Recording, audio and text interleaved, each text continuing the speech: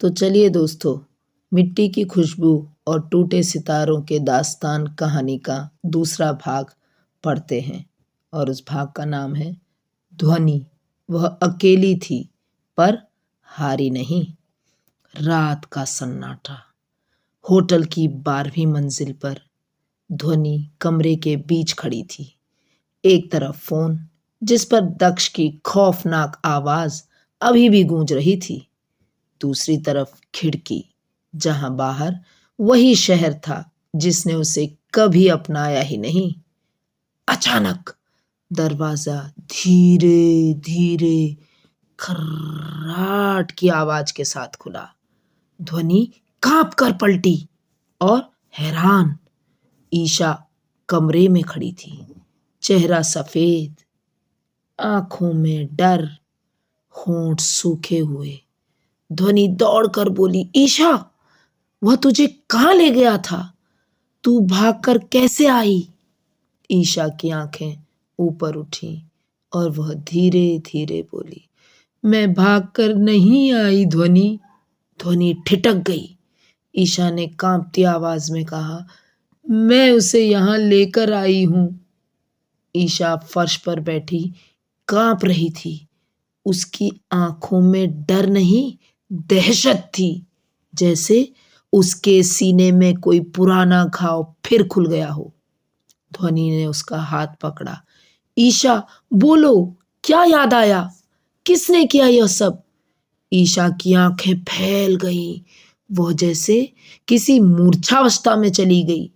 और अचानक एक भारी आवाज कमरे में गूंजी, मैंने।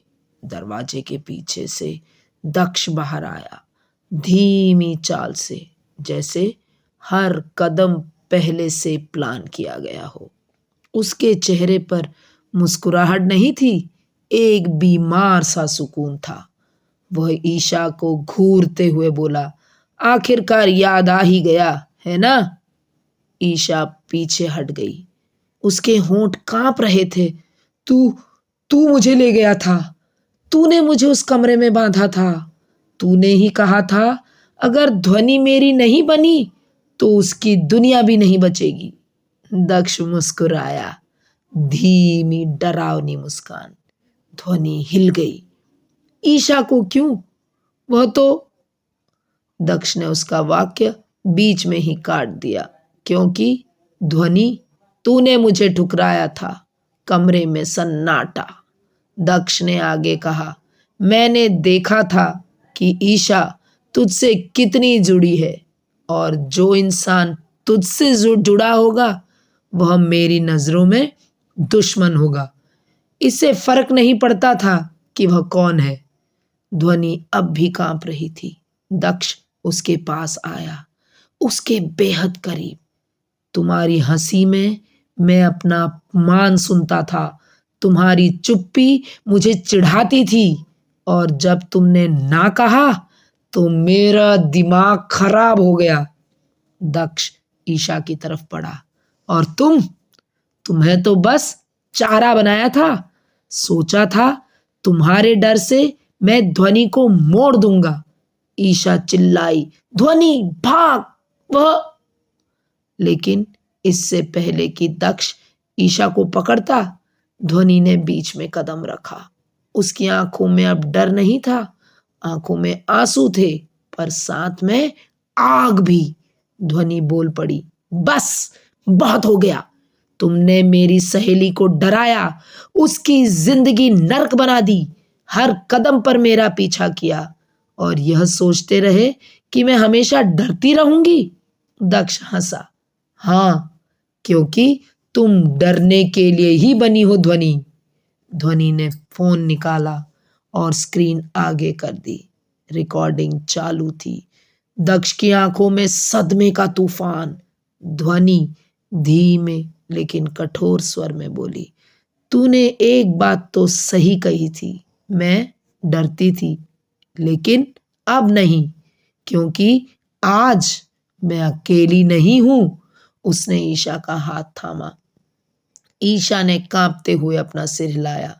हम दोनों लड़ेंगे। दक्ष उनकी तरफ बढ़ा, लेकिन ध्वनि ने धीरे से कहा। स्टेप बैक दक्ष, तू हार चुका है। दक्ष झुंझला गया। कोई नहीं आएगा तुम्हें बचाने।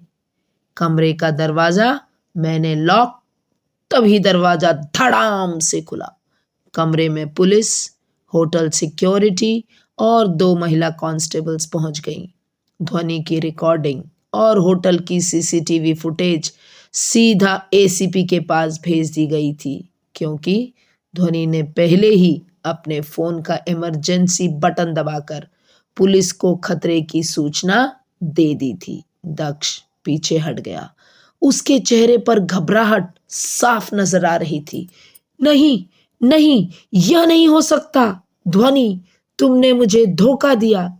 ध्वनि ने शांत स्वर में कहा। जिसे तू प्यार कह रहा था वो तो तेरी बीमारी थी, और आज वह बीमारी खत्म हो रही है। पुलिस ने दक्ष को पकड़ लिया।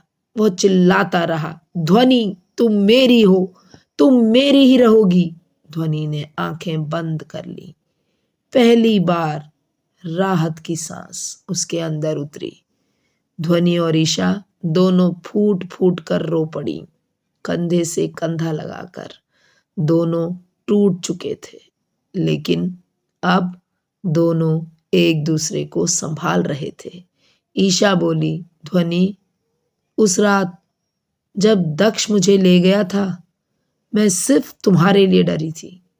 मुझे पता था वो तुझे चोट पहुंचाएगा। ध्वनि ने उसे गले लगा लिया। अब कुछ नहीं होगा। हम खत्म नहीं, हम फिर से शुरू हुए हैं। 2 महीने बाद ध्वनि ने हीलिंग सेंटर वापस खोला।